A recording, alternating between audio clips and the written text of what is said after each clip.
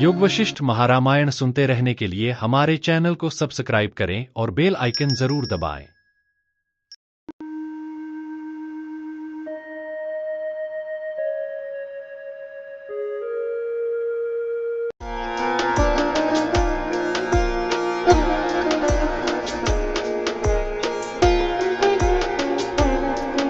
योग वशिष्ठ महारामायण सर्ग 53 स्थिति प्रकरण।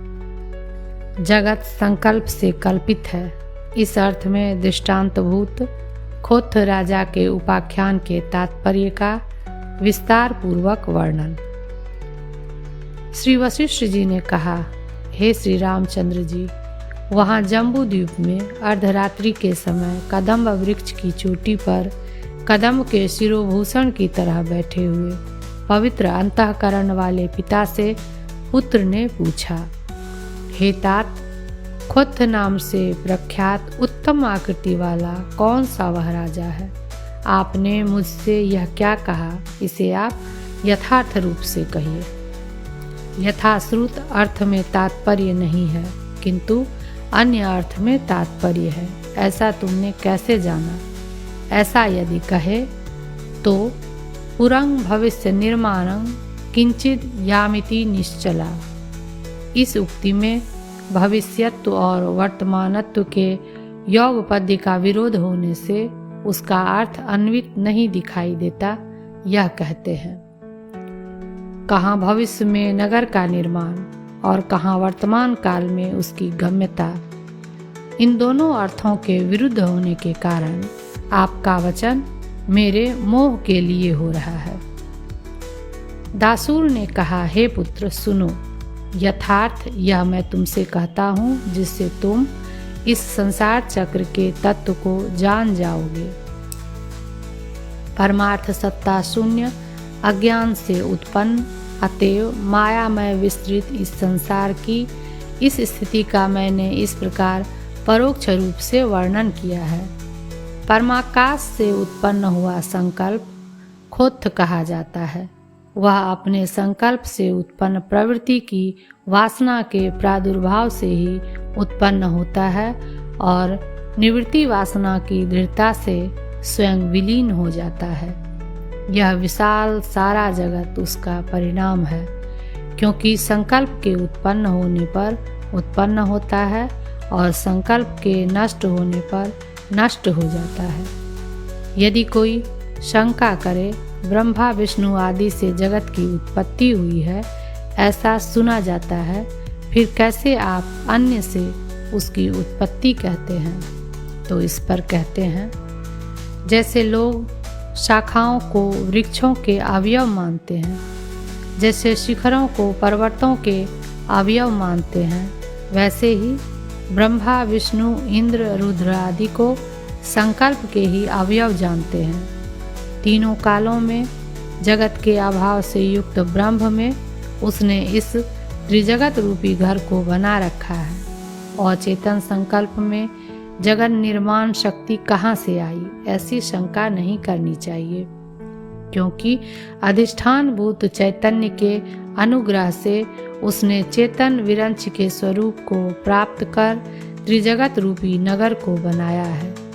जिस त्रिजगत रूप नगर में सूर्य आदि के प्रकाश से युक्त 14 लोक हैं, जहाँ पर वन उपवनों की मालाओं से युक्त उद्यान परंपराएं हैं, जहाँ पर सह्य मंदर मेरु क्रीड़ाशैल है, जहाँ पर अग्नि के समान प्रकाशमान शीतल और उष्ण कांति वाले चंद्रमा सूर्य रूपी दीपक हैं, जहाँ पर सूर्य की किरणों से दमकती हुई चंचल तरंग ही बड़ी बड़ी मुक्ता है, जहाँ पर ओस की सुंदर मोतियों की माला रूप चंचल नदियाँ बहती हैं, जहाँ पर ईख के रस दूध आदि रूप जल वाले मणि रत्न रूपी भसिंडे के अंकुरों से युक्त बड़वानल रूपी कमलों से भरे हुए 7 महासागर ही 7 बावड़ियां हैं।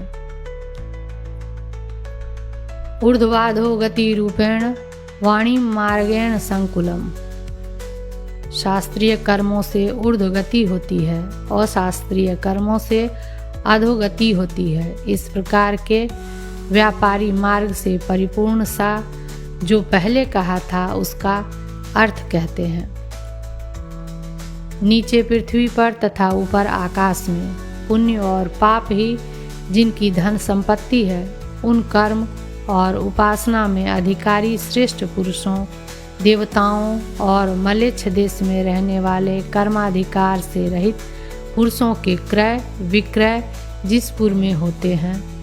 पूर्वोक्त इसी त्रिजगत रूपी नगर में संकल्प रूपी राजा ने अपनी क्रीड़ा के लिए भांति भांति के देव, नर, तिर्यक आदि के देह रूपी मध्य गृह बनाए हैं। कुछ देव नाम वालों को ऊपर ही रखा है, नर नाग आदि कुछ को नीचे ही रखा है।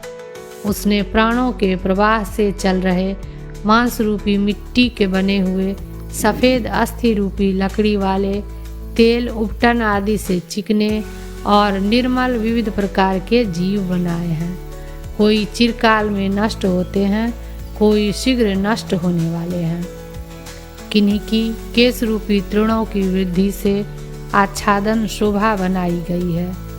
कान, आँख, नासिका आदि 9 द्वारों से युक्त हैं। निरंतर बह रहे प्राणवायु से वे उष्ण और शीतल हैं। कान, नासिका, मुख, तालु आदि बहुत सी खिड़कियों से वे युक्त हैं। भुजा आदि अंग रूपी सड़कों से वे व्याप्त हैं और 5 इंद्रियां ही उनमें कुत्सित 5 दीपक हैं। हे महामते, उन देह रूपी मध्य गृहों में संकल्प ने माया से अहंकार रूपी महायक्षों की रचना रच रखी है। वे परमात्मा के दर्शन से भयभीत होते हैं। तात्पर्य यह है कि परमात्मा के दर्शन से हृदय ग्रंथि रूप अहंकार का विनाश सुना जाता है। अतएव वे परमात्मा के दर्शन से डरते हैं। देह रूपी मध्य गृहों के अंदर अहंकार रूपी महायक्ष जो कि माया से उत्पन्न हुए हैं, उनके साथ वह सदा खूब क्रीड़ा करता है। यदि कोई कहे कि देह ही अहंकार है, अन्य अहंकार नहीं है, तो इस पर नहीं ऐसा कहते हैं। जैसे कोठले में बिल्ली रहती है, जैसे धौकनी में सांप रहता है और जैसे बांस में मोती रहता है, वैसे ही शरीर में अहंकार भी है। जैसे सागर में तरंग क्षण भर में उदित होती है और क्षण भर में विलीन हो जाती है, वैसे ही देह रूपी घर में संकल्प की वृत्तियाँ क्षण भर में दीपक के समान उदित होती है और क्षण भर में नष्ट हो जाती है।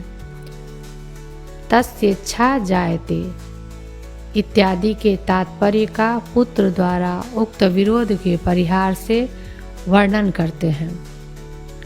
जब वह संकल्पित वस्तु को क्षण भर में ही देखने लगता है, तब जिसका निर्माण आगे होने वाला हो, ऐसे नगर को स्वप्न जगत को प्राप्त होता है। तेना आसु सौ विनश्यति, इसके तात्पर्य को कहते हैं। अनेक करोड़ों जन्मों में दुख का अनुभव करके भाग्यवश निर्वेद को प्राप्त होकर शास्त्र, आचार्य और समाधि के अभ्यास से आत्म तत्व का साक्षात्कार होने पर संकल्प के अभाव मात्र से वह शीघ्र नष्ट हो जाता है। संकल्प की वासना क्षय प्रयुक्त शून्य भाव से जो अभिनिष्पत्ति है, वह परम कल्याण के लिए होती है। पुनरुत्पद्यते, इसका तात्पर्य कहते हैं। बालक के द्वारा कल्पित यक्ष के समान संकल्प मात्र स्वरूप वह स्वयं अनंत आत्म दुखों के लिए उत्पन्न होता है, आनंद के लिए कभी उत्पन्न नहीं होता। जैसे घन अंधकार अपनी सत्ता से अंधत्व का विस्तार करता है और अपनी असत्ता से उसका विनाश करता है, वैसे ही संकल्प अपनी सत्ता से ही विशाल जगत दुख का विस्तार करता है और अपनी असत्ता से उसका विनाश करता है। किंकरो असम्य मज्ञो अस्मि इत्यादि शोकोक्ति का तात्पर्य कहते हैं। काष्ठ के बीच में जिसके अंडकोश दब गए, उस कील उखाड़ने वाले बंदर के समान दुख देने वाली अपनी करनी से ही वह रोता है। जैसे गधा अकस्मात गिरे हुए शहद की बूंदों का स्वाद लेता है, वैसे ही आनंद लेस का संकल्प करने वाला वह मारे हर्ष के ऊंची गर्दन करके स्थित रहता है। गधा इस दृष्टांत से यह सूचित किया कि जैसे गधे के लिए शहद चाटना अत्यंत दुर्लभ है, वैसे ही उसके लिए विषय सुख भी अत्यंत दुर्लभ है। मोक्ष सुख की तो कौन कहे। बालक के समान संकल्प से ही वह स्वयं एक क्षण में विरक्त होता है, क्षण भर में स्वयं अनुराग को प्राप्त होता है और क्षण भर में विकार को प्राप्त होता है। खोत्थ की आख्यायिका के वर्णन का प्रयोजन कहते हैं। हे पुत्र, बुद्धि इस संकल्प को सब बाह्य वस्तुओं से लौटाकर समाधि के अभ्यास से और तत्व ज्ञान से निर्वासनिक बनाकर प्रत्यगभूत ब्रह्म का अवलंबन कर जिस प्रकार विश्रांत हो, वैसा तुम करो। पहले सर्ग में जो 3 शरीर कहे गए थे, उन्हीं का विस्तार करते हैं। उस संकल्पात्मक मन के सत्व, रज और तम नामक उत्तम, मध्यम और अधम 3 शरीर इस जगत स्थिति के कारण हैं। तमोरूप संकल्प प्राकृत चेष्टा से, स्वाभाविक प्रवृत्ति से नरकों में प्रसिद्ध परम दीनता को प्राप्त होकर कृमि कीट योनि में प्राप्त होता है। यहाँ पर कृमि कीट का ग्रहण स्थावर आदि योनियों का भी उपलक्षक है। सत्वरूप संकल्प धर्म और ज्ञान में परायण होकर स्वराज्य को, हिरण्यगर्भ भाव पर्यंत देवता भाव को प्राप्त होता है, जिसमें मोक्ष सन्निहित है। रजोरूप संकल्प मनुष्य रूप जन्म से मनुष्योचित व्यवहार वाला होता है। वह संसार में पुत्र स्त्री आदि से अनुरंजित होकर रहता है।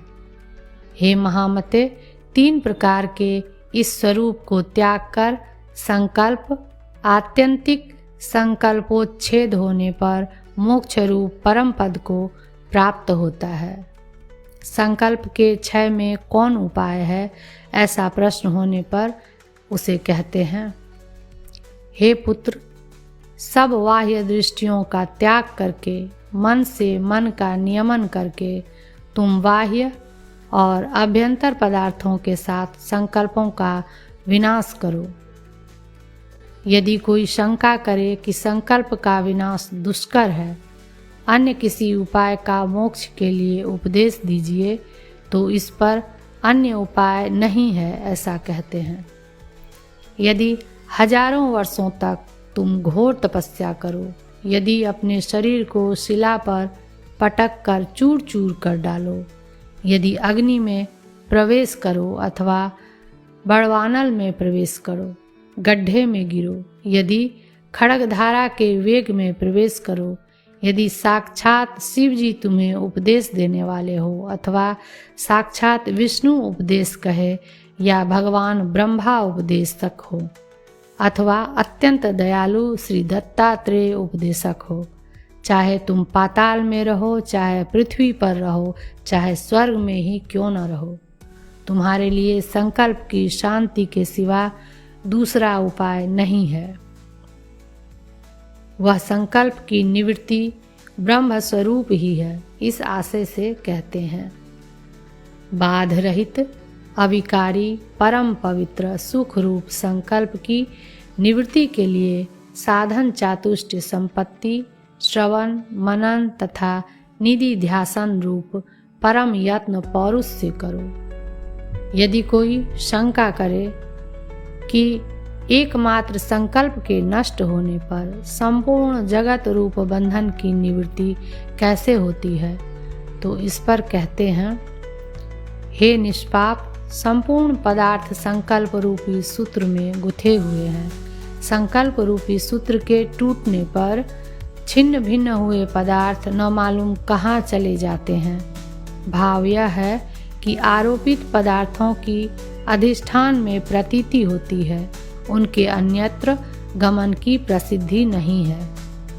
यदि कोई शंका करे कि यह संकल्प आदि सब भावों की निवृत्ति असत है या सत है या सदसत है, यदि असत है तो मोक्ष की असिद्धि हो जाएगी, यदि सत है तो मोक्ष होने पर भी द्वैत की आपत्ति हो जाएगी, यदि सदसत है तो बंध और द्वैत की पाक्षिक अनुवृत्ति होगी, इसलिए मोक्ष में अक्षुण्णता की सिद्धि नहीं होगी इत्यादि दोषों का एक उक्ति से परिहार करते हैं।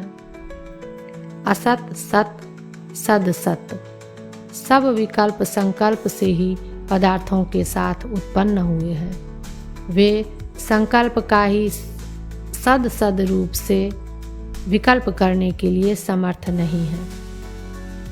परमार्थ सत्य संकल्प ब्रह्म का वे स्पर्श भी नहीं कर सकते, इसमें कहना ही क्या है।